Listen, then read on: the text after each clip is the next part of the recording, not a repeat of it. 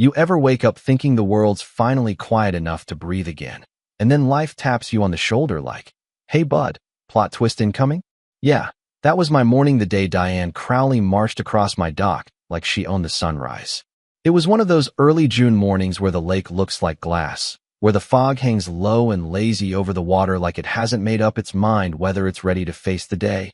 And I was just there, neon wood, hammer in hand, a little smear of varnish on my forearm, thinking maybe I'd finish repairing this dock, grab my Nikon, and spend the rest of the day watching herons and pretending the world isn't full of people who think community means your stuff belongs to me.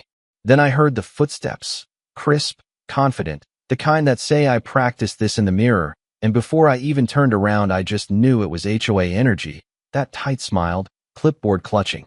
I read half a legal blog post once, and now I'm the Supreme Court kind of energy, and sure enough, there she was, Diane in her sunglasses that cost more than my first camera lens. Chin raised like the morning light needed her permission to exist, and behind her, 3 people I'd never seen in my life.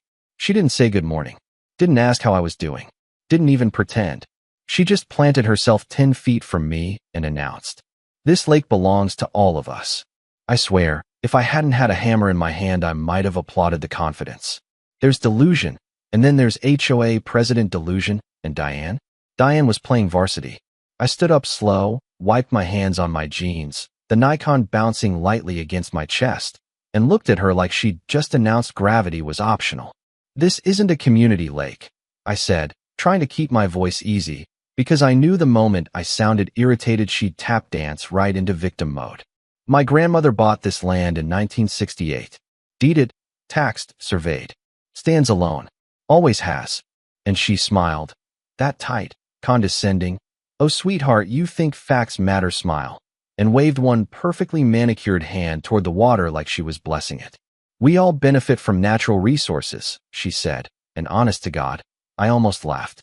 "So we'll be coordinating community use, weekends only to start."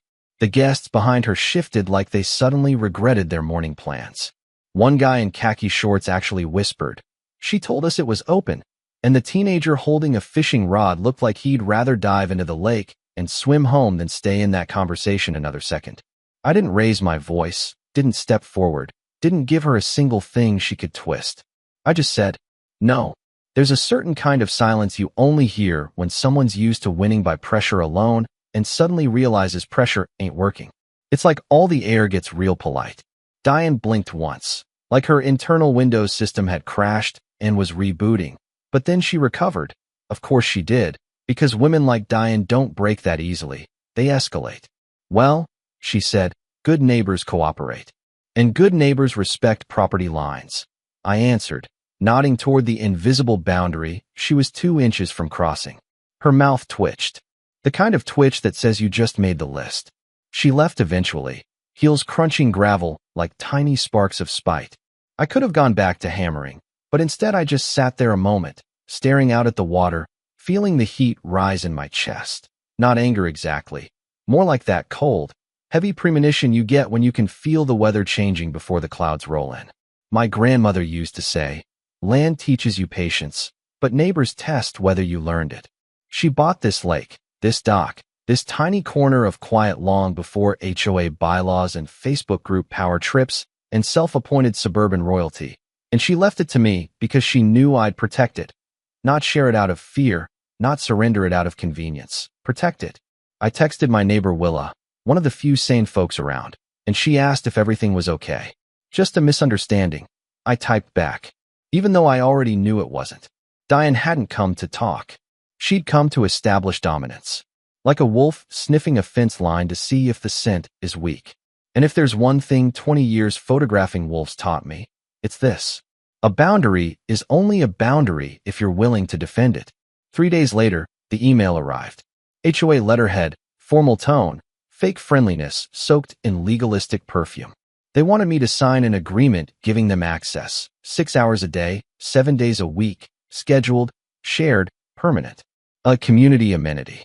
I stared at that PDF like it had personally insulted my grandmother.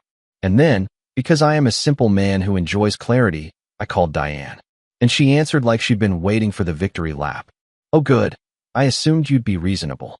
I told her no again. Calm, polite, steady. And I could almost hear the gears grind in her skull.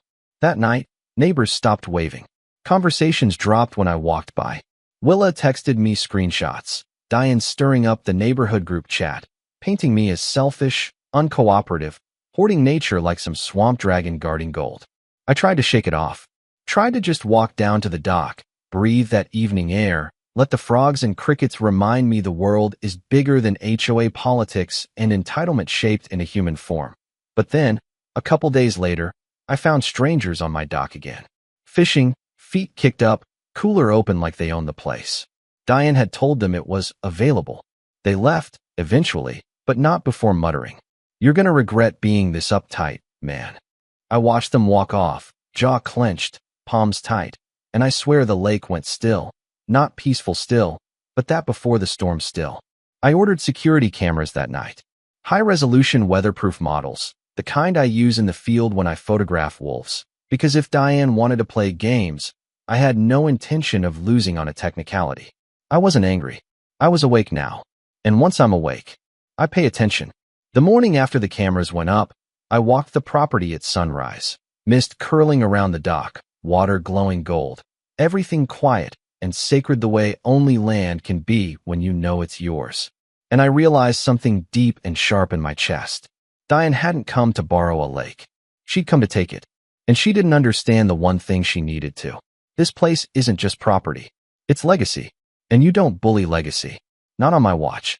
By week 2, I'd gotten used to spotting the glint of entitlement at the tree line.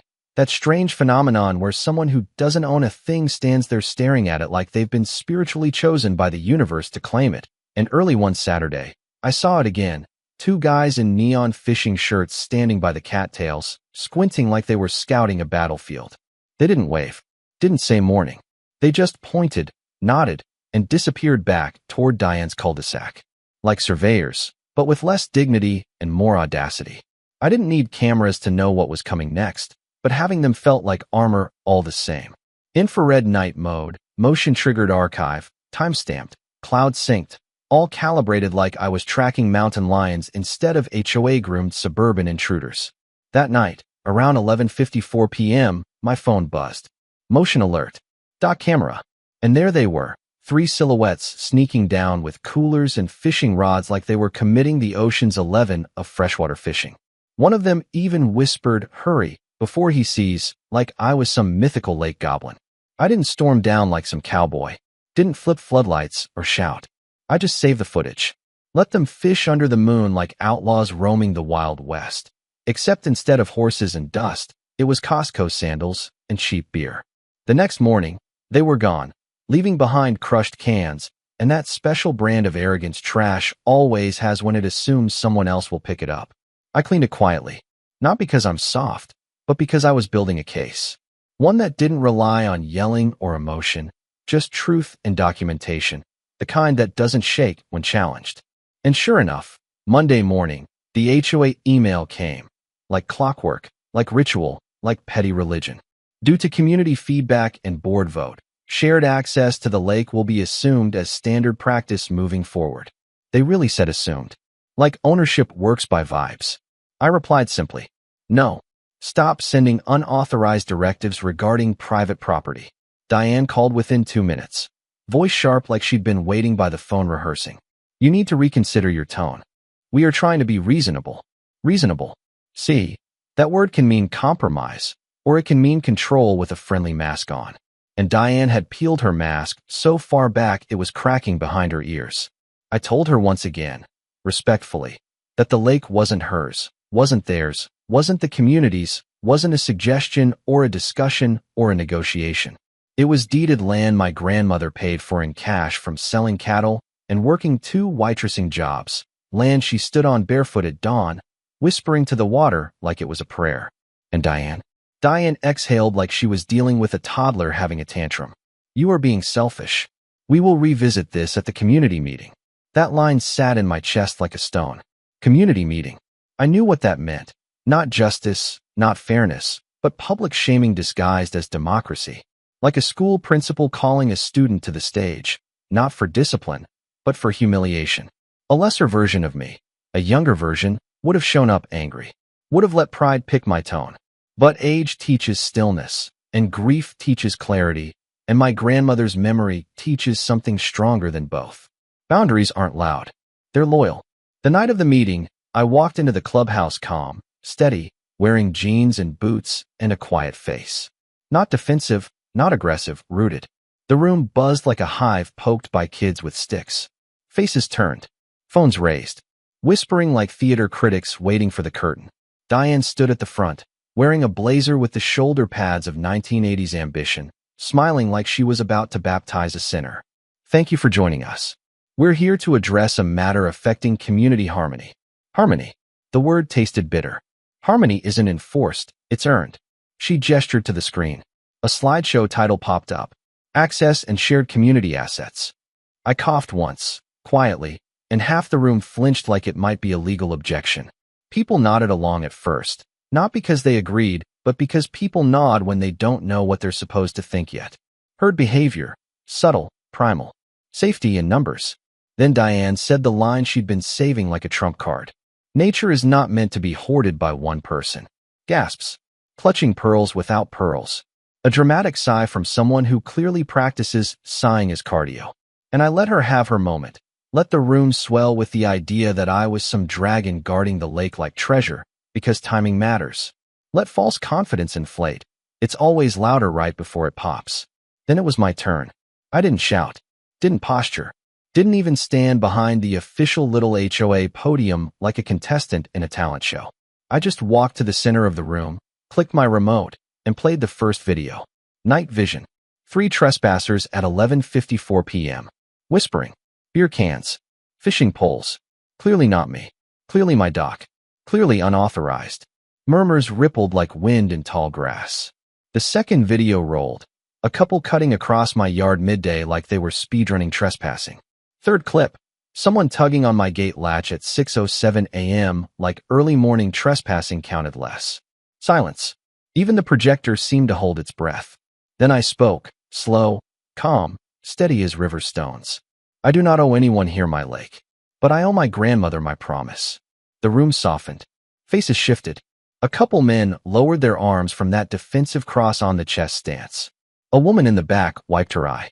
Even the teenager who came just for drama stopped chewing his gum.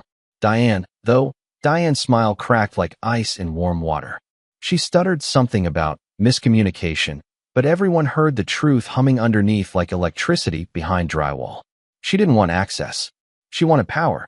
And when you shine truth on power built on ego, it shrinks real fast. When the meeting adjourned, people approached me slow, gentle acknowledgments, apologies disguised as casual comments, quiet praise for staying calm. Diane didn't look at me as she left. Power leaving a room always looks away. I walked home under stars sharp enough to feel like pins, the lake glowing silver in the moonlight, and I thought about wolves again. How dominance isn't a roar. It's presence. Stillness. Knowing where the line is and refusing to move it for someone who didn't earn it. I didn't win anything that night. I just didn't lose what was already mine. But Diane wasn't finished. And the universe, with its strange sense of humor and timing, was about to give her one last chance to back down. She wouldn't take it. She never could. Some people don't understand walls until they run into them head first. And sunrise was coming. The next Saturday started so quiet it almost felt like the universe was holding its breath, like the lake itself was watching, waiting, knowing something was about to break.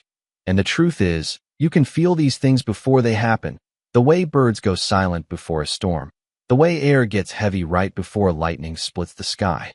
I was sanding the handrails on the dock, thinking about nothing more dramatic than whether I should oil the wood this week or next, when I heard tires crunching gravel. Not one car. Not 2. 5. Then 7.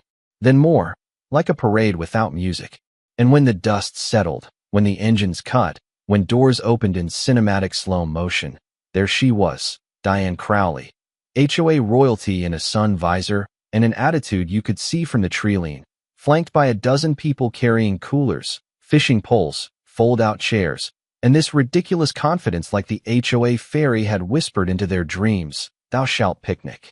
And right behind them, a banner, a literal banner. Lakeview Estates Community Lake Day, Hand-painted, pastel blue, glitter. Someone risked glitter for this. Dedication or delusion, still undecided.